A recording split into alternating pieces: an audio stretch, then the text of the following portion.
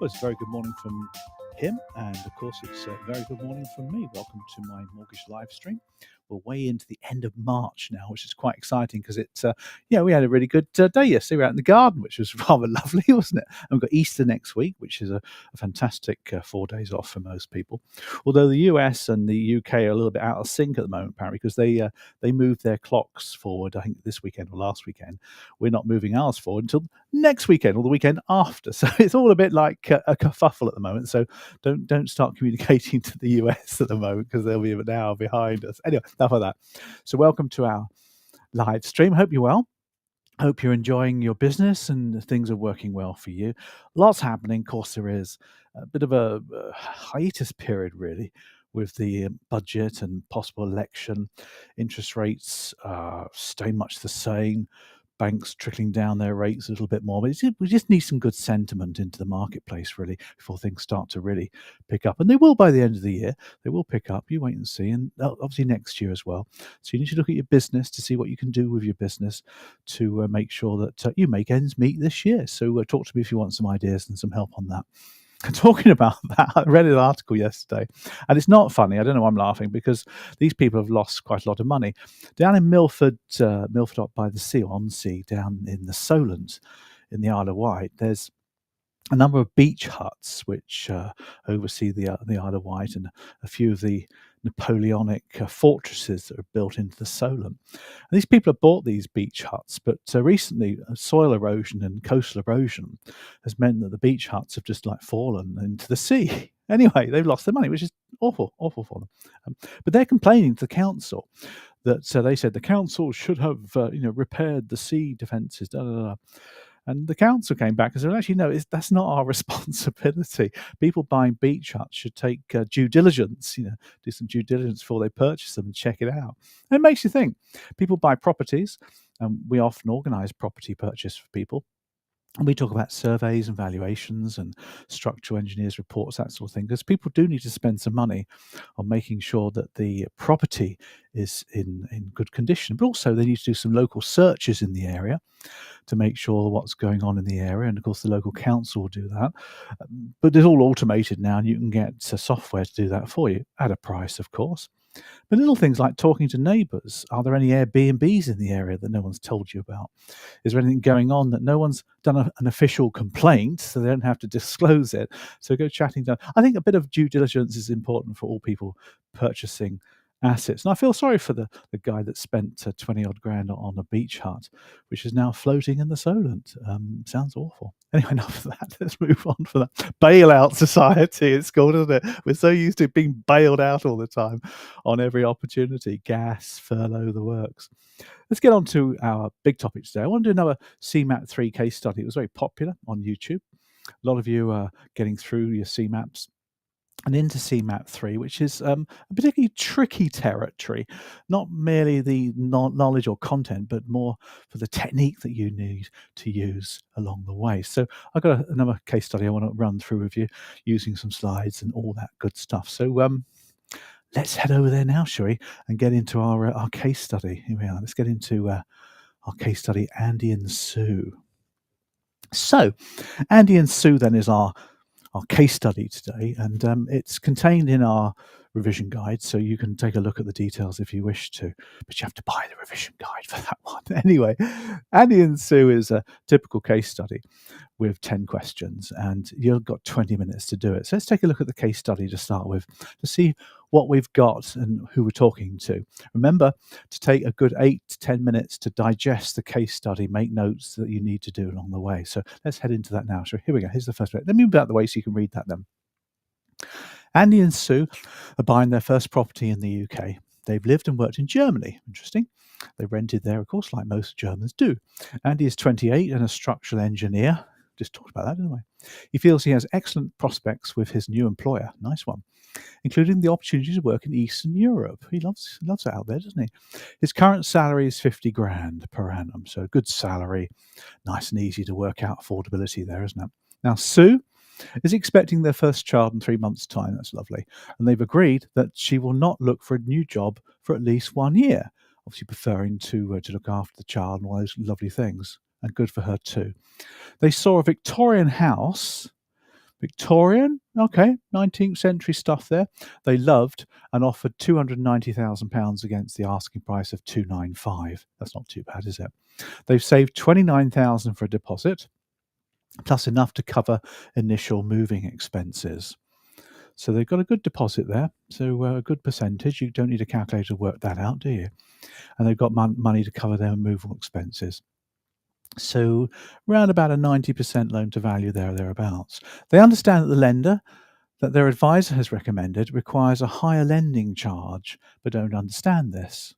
So the high lending charge, of course, is payable usually over 75% loan to value, and it's a fee that's payable to secure a high lending mortgage. They're also anxious to ensure the property represents a sound investment. Nice one. So surveys coming our way, eh? Second part for you. Andy's father has offered to act as a guarantor if required, because Andy's income is good, but it's not as good that for a mortgage of £260,000. Andy would like to know what obligations this imposes on his father. The guarantor is a major obligation. They effectively sign the mortgage deed, and they're up for every single monthly payment that you're ever due to make. So it's a hell of a thing. Should seek independent advice as well, legal advice at least. They're unsure what mortgage products would suit their circumstances, but wish to maximise their future borrowing capacity. There's the identified need for the mortgage product. And maximising their future borrowing capacity means paying down the mortgage, isn't it? So an interest-only mortgage is not what we're looking for here. That's a capital and interest. So they can make payments off the capital and maximise their future borrowing. They've friends who have foreign currency loans, do they? And would like more information on them. Foreign currency loan wouldn't be appropriate because Andy is paid in pounds, so that would be a currency risk there. They also wonder if, while Sue is not working, a low start arrangement may be appropriate and would like details of any suitable schemes. Low start mortgages haven't been around for donkey's years, but a lot of people organise an interest-only mortgage, which is a temporary fixture, and then a few years later they convert to repayment mortgage, and that's often known as a low start. Their advisor will receive a proc fee of $220, so she's got to disclose that.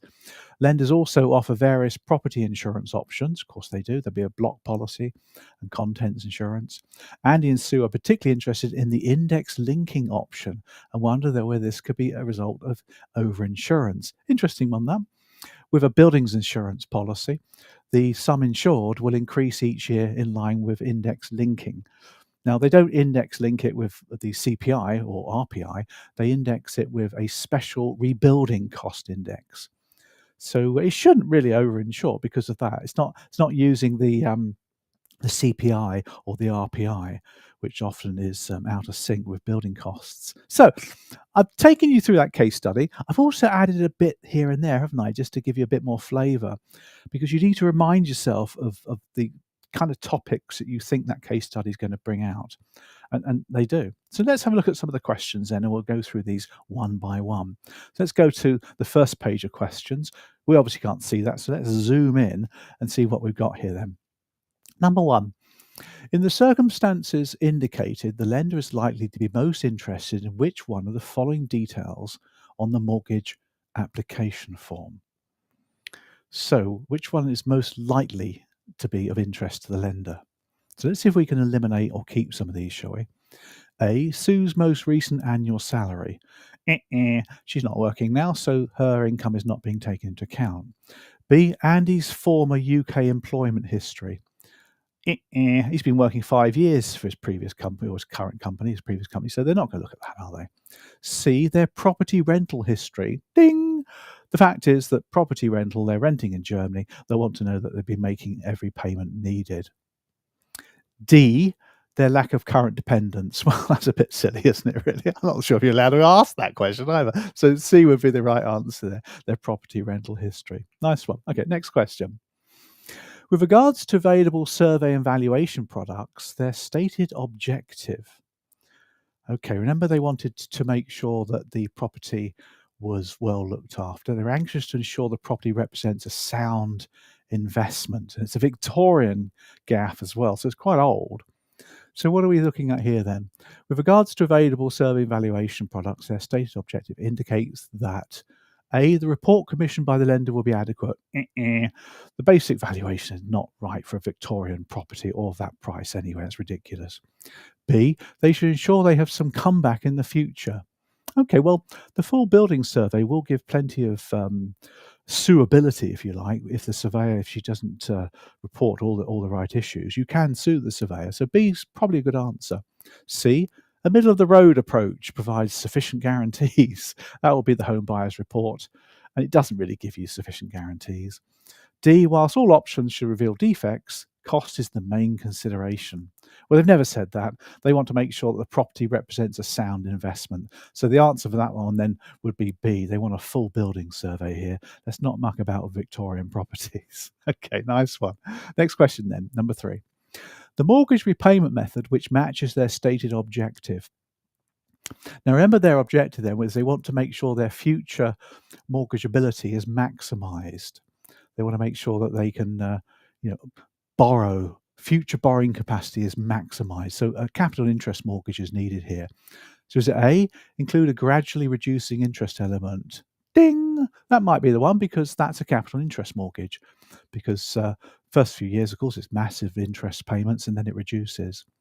B, support by low risk investment products. That would be an ISA or endowment mortgage, interest only. C, require a specified rate of capital growth. Again, that's an endowment or ISA mortgage.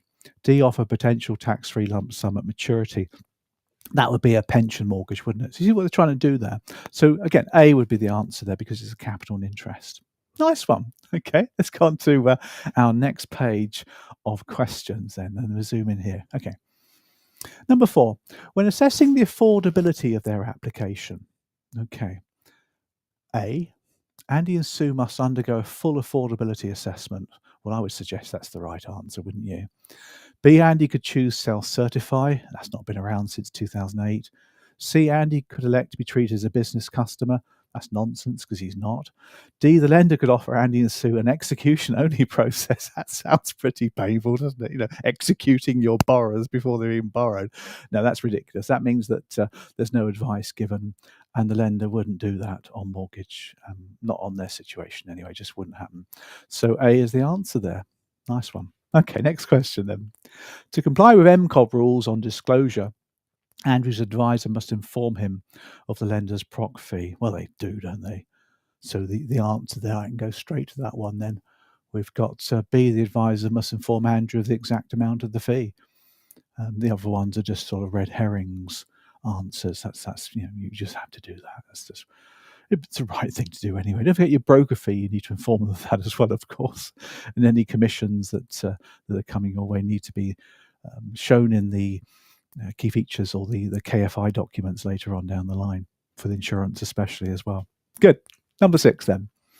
If they opt for a tracker mortgage, Bank of England tracker mortgage, the interest rate they will pay will be influenced by decisions made by. It's an interesting question, isn't it? Tracker mortgage, of course, is the Bank of England's base rate, which is determined by the Bank of England's as you can see, they've given you Financial Policy Committee or the Monetary Policy Committee. That's quite an interesting little twist, that one. The answer is B there. It's the Bank of England's Monetary Policy Committee. But similar question there, financial policy. You see people going, eeny, meeny, miny, mo. The FCA don't do it. They'd like to. And UK Finance have got nothing to do with it at all. They're just a trade body. But that's the one. It's the Monetary Policy Committee who look at the more strategic aim of monetary policy as opposed to interest rates. There's more to it than just interest rates, monetary policy. Good, nice little few questions coming through here, isn't it? Let's go on to the final list of questions then. Let's go on to question number 7 here. With regards to their interest in foreign currency mortgages, I thought this would crop up as a question. They should be aware that these are only appropriate when sterling is in decline. No, that's a silly thing to say because sterling declines and it falls and gains in value against other currencies all the time, particularly over 25 years. B, such a mortgage is only possible while Andy is paid in sterling. Well, that's the opposite, actually. He's paid in sterling, so he shouldn't be looking at a foreign currency mortgage. D, new loans must be based on the euro. You can actually do any foreign currency you want, yen, dollar, euro. D, consideration should wait until Andy's income basis changes. I like D. If Andy suddenly got paid in euros, then yeah, you might want to consider a foreign currency mortgage. They're incredibly dangerous, and lenders just don't like it here in the UK anymore anyway. They've been put off by the extra rules they have to abide by, warning people left, right, and centre. It's not a good thing to go for. So let's move on for that one. Number 8 then. If a claim is made under the higher lending charge policy, remember the higher lending charge? It doesn't want us to work it out. What are they looking at here? They're looking at what's happening to the guys if a claim is made, aren't they? Let's have a look at these then. So if a claim is made under higher lending charge policy, now here's the rule on this before I look at the answers and questions for you. A high lending charge, or an indemnity guarantee policy as it's officially known as, is something that the lender buys. It's insurance, they buy it. They use money that the borrower gives them, of course. So the lender buys it and it's in the lender's name. So if the borrower defaults on their mortgage and they have to be repossessed and there's a loss made by the lender can claim the loss from the insurance company to the value of the indemnity policy, subject to a 20% excess typically. And the insurance company pays the lender. Lender pays off the mortgage. Everyone's happy. But you see, the insurance company, because this is general insurance, like to see who caused the problem. And under the right of subrogation, they have the right to go to Andy and Sue and demand the money. They won't get it because Andy and Sue won't have it, but that's the rule of subrogation. So looking at the options there, we've got a few options there, haven't we? A, will have their mortgage payments met for a fixed period. No, that's silly, isn't it? Because it's being repossessed now. Will have no further obligation with regards to the mortgage. Well, they will do if there's still some shortfall. C, could be forced to repay the amount paid out under policy. I like that one, under subrogation. D, may be legally obliged to pay additional compensation to the lender. That's a bit wrong, isn't it? Poor guys have just been repossessed. You've got the insurance company after them as well. And then the lender wants to legally oblige them to pay additional compensation. No, that's just ridiculous. So the answer there, number 8, would be C, which is a good answer, isn't it? Okay, let's go on to the next question then. Number 9. Andy's father. Now he's the guarantor, isn't he? So let's take a look at the obligations then. A, entitled to be released from his obligations on request. That's nonsense. He can't. It's the lender's decision, not his. B, only relieved of his responsibilities with the lender's permission. That's a good one. That's a nice one. C, responsible for ensuring Andy and Sue make payments when due. Well, he can encourage them, but he's not responsible for it. D, only required to make payment when the high lending charge leaves a shortfall. Clever little red herring question. That one answer. That one is wrong, isn't it? So B would be the answer here. The lender has to give permission for the guarantor to be released from their covenants. That's the legal wording for you. Hey, we're on 9 out of 10 so far. Let's see if we can get 10 out of 10. Last question then. Let's just zoom out and zoom in again. Here we go. Number 10. With regards to the index linking facility, okay, under buildings insurance policies, Andy and Sue should be made aware that this is now compulsory for both buildings and contents. No, it's not. It's an optional extra. So it's a bolt-on, isn't it? A rider. B, increases will be matched to the market value of the property. Now that's wrong as well, because it's nothing to do with the property going up in price or general inflation measured by CPI or RPI.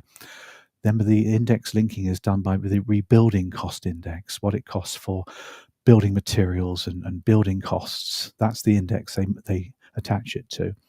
C, reductions may be negotiated subject to indemnity clause. Okay, we'll come back to that one. Reductions are only granted when the property prices has fallen. Okay, so we've got an interesting one here, haven't we? We've got 4 there we're not really too keen on. So with regards to index linking facility, A is not correct. We said that. We've got B is not correct. We said that. C looked interesting. Come back to that one. D, reductions are only granted when property prices. Again, that's wrong. So C is the answer, even though we don't know it is. That's clever, isn't it? Reductions may be negotiated subject to an indemnity clause. That actually makes sense, because if they want to increase the cover by, say, 10%, the lender or the insurance company will say, yeah, okay, you can, but actually we're not actually going to pay the full amount if the amount you need to rebuild the cost is actually more. and we were right and you were wrong, then we're going to claim for that. So an indemnity clause means the insurance company has the right to claim against you in the future.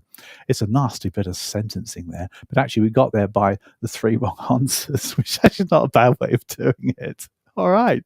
So what do you think of that then? We got 10 questions. Did we get 10 out of 10? Maybe we wobbled a bit on the last one. But if truth be told, you don't need to worry too much about the getting 10 out of 10 on every question. It'd be nice if you did, but you just need to pass the exam. So that's a nice one there for you on Andy and Sue. Hope that's been useful. Bye. Well done. So there's another CeMAP 3 case study. Remember, we've got loads of these in our CeMAP 3 revision guide. And we're just adding a few extra videos to explain how they all work, some of the answers. People like to know, you see, why the answers are right or wrong. And we give them the right answer, but sometimes the video helps people to get a better understanding of it. And you can get those on our portal. You can buy that on archercourses.com if you want to get a pack on CeMAP 3 case studies. It's good value. Lots of case studies in there as well for you to enjoy. Anyway, enough of that. Let's just, we'll wrap up and say our farewells, shall we, as always. We've got a few things coming up over the next month or so. We've got Easter, obviously, but after Easter, we've got a few little specials coming in and some new ideas and some new products, new things happening in the mortgage market. So as always, if you're not on our member list, do so. Scan that QR code in or get on there. There'll be a link below the video for you to do that as well. I've got no much more to say. We're not going to be here next week, actually, because it's Easter Monday. Easter Monday, of course, means that we've got a bank holiday. So if I did a live stream, I don't suppose many of you would turn up to watch it. So I'm not going to. I'm going to enjoy Easter with the family. We've got a couple coming down from Edinburgh to see us, sun coming over across town. So we're going to have a bit of lamb on Sunday, hopefully, and enjoy Easter. Maybe the weather's going to get a bit better. I don't know. But it's a 4-day break, which I'm looking forward to thoroughly, actually. I'll be there. I'll be back in the following week. But as always, if you need me, you can always email me and catch up with me that way. Happy to talk and chat about anything that I can do to help you. Other than that, I'm going to say my farewells and let you enjoy the week ahead. And, enjoy the weather and all those good things.